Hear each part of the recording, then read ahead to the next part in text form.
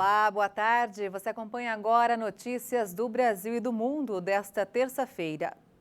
E eu começo essa edição com as manchetes dos sites dos principais jornais do país. Folha de São Paulo, Anvisa autoriza o uso emergencial de medicamentos contra a Covid em casos leves e moderados. O segundo remédio aprovado pela agência pode ajudar pacientes ambulatoriais a evitar a hospitalização.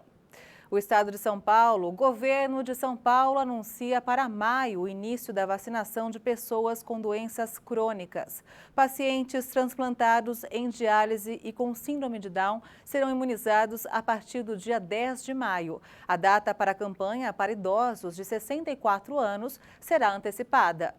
E agora, valor econômico, a arrecadação federal sobe 18,5% em março e soma 137 bilhões de reais, o melhor resultado para o mês desde 2007. Com o desempenho do mês, o recolhimento no trimestre atingiu a marca de 445 bilhões e 900 milhões de reais. E por fim, o Globo. Em posse de comandante do Exército, o ministro da Defesa diz ser preciso respeitar projeto escolhido pela maioria. Braga Neto também rebateu críticas sobre a Amazônia e afirmou que ninguém melhor que as Forças Armadas para conservá-la. A Agência Europeia de Medicamentos estimou hoje que os coágulos sanguíneos devem ser considerados efeitos colaterais muito raros da vacina contra a Covid-19 da Johnson & Johnson. Os benefícios continuam a superar os riscos. Os coágulos sanguíneos devem ser considerados efeitos colaterais muito raros da vacina contra o coronavírus do laboratório Johnson & Johnson. A afirmação foi feita nesta terça-feira pela Agência Europeia de Medicamentos, a EMA, que destacou que os benefícios do imunizante continuam superando os riscos. Após uma revisão cuidadosa dos casos de coágulos sanguíneos combinados com plaquetas baixas relatados após a vacinação com a Janssen, o comitê concluiu que há uma possível ligação entre a ocorrência desses coágulos sanguíneos, combinada com os níveis baixos de plaquetas sanguíneas, trombocitopenia e a vacinação com a vacina contra a Covid da Janssen. A agência concluiu que uma advertência sobre os coágulos sanguíneos raros com plaquetas baixas deve ser adicionado às informações do produto para a vacina da JJ. A avaliação da EMA era esperada com ansiedade, já que vários países europeus contam com esta vacina para acelerar suas campanhas de imunização. Nos Estados Unidos, a vacina da Johnson & Johnson deve receber uma nova autorização, talvez acompanhada de restrições. O consultor médico da Casa Branca, Anthony Fauci, disse que um anúncio será feito na sexta-feira.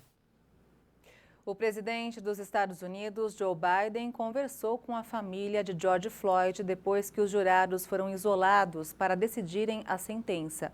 O democrata afirmou que as evidências são esmagadoras. O presidente dos Estados Unidos, Joe Biden, pediu nesta terça-feira o veredito certo no julgamento de um ex-policial acusado de assassinar George Floyd. O democrata descreveu as evidências do caso, que está perante um júri de Minneapolis, como esmagador e conversou com os familiares de Floyd. Eles são uma boa família e estão pedindo paz e tranquilidade, não importa qual seja o veredito. Rezo para que seja o certo e acho que é esmagador, na minha opinião. Eu não diria isso a menos que o júri não estivesse isolado e pudesse me ouvir dizer isso. Os comentários fortes de Biden vieram no tenso segundo dia de deliberações do júri. Derek Chauvin, de 45 anos, é acusado de assassinato e homicídio culposo pela morte de Floyd em 25 de maio de 2020 durante uma prisão. O experiente policial branco conteve Floyd ajoelhando-se em seu pescoço por mais de 9 minutos, mesmo quando o homem algemado afirmava que não conseguia respirar.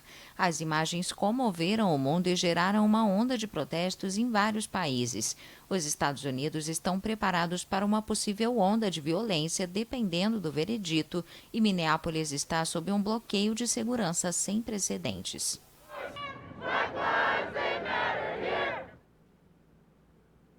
O primeiro-ministro Boris Johnson fez um anúncio hoje sobre as emissões de CO2 no Reino Unido, após analisar e comparar os números atuais com os números de 1990. O país se comprometeu a diminuir a emissão de CO2 em 78% até 2035. O país que vai organizar a reunião do Clima COP26 no fim do ano fez essa promessa nesta terça-feira após realizar uma comparação com os níveis de 1990. O primeiro-ministro Boris Johnson fez o anúncio antes de uma reunião internacional sobre o clima proposta pelo presidente americano Joe Biden, que deve marcar o retorno de Washington à luta contra as mudanças climáticas após o governo de Donald Trump. O novo compromisso representa um aumento da meta anterior. O objetivo é reduzir as emissões de gases do efeito estufa em 68% até 2030, um projeto considerado ambicioso. O Reino Unido pretende dar o exemplo poucos meses antes de receber em novembro a grande conferência da ONU sobre o clima na cidade de Glasgow. O governo de Johnson aspira a alcançar a neutralidade de carbono até 2050, o que vai implicar em uma grande transformação da economia britânica. Para alcançar esse objetivo, o Reino Unido vai hospedar empresas pioneiras, novas tecnologias e inovações ecológicas. Para reduzir as emissões de CO2, o Comitê Britânico sobre a Mudança Climática sugeriu investir na renovação energética e na construção de edifícios que consumam menos energia, desenvolver veículos elétricos e plantar árvores. O Chile apresentou uma espécie até então desconhecida de dinossauro encontrada no deserto do Atacama, no norte do país. A espécie é a terceira não aviária descoberta no Chile. O Chile descobriu o Araccar licanantai, um dinossauro do deserto do Atacama. O país apresentou a nova espécie até então desconhecida. Estamos muito felizes e orgulhosos de que este material possa ser lançado. Uma nova espécie de dinossauro para o Chile, a terceira depois do Tacamantitan e do Chilesaurus. O animal é uma espécie de titanossauro, com cerca de 6,3 metros de comprimento. Ele faz parte da família dos saurópodes, herbívoros de pescoço comprido, cauda longa, com as extremidades parecidas com colunas. Os restos mortais, como o fêmur e elementos vertebrais do pescoço e do dorso, foram encontrados na década de 1990. De acordo com especialistas, a nova espécie viveu na área que hoje corresponde à região de Copiapó, cerca de 600 quilômetros ao norte de Santiago, no período final do Cretáceo, entre 66 e 80 milhões de anos atrás. E essa edição termina aqui. Você acompanha outras informações durante a nossa programação. E se quiser rever as nossas reportagens, é só acessar o canal HIT Notícias no YouTube. Obrigada pela sua companhia. Tchau!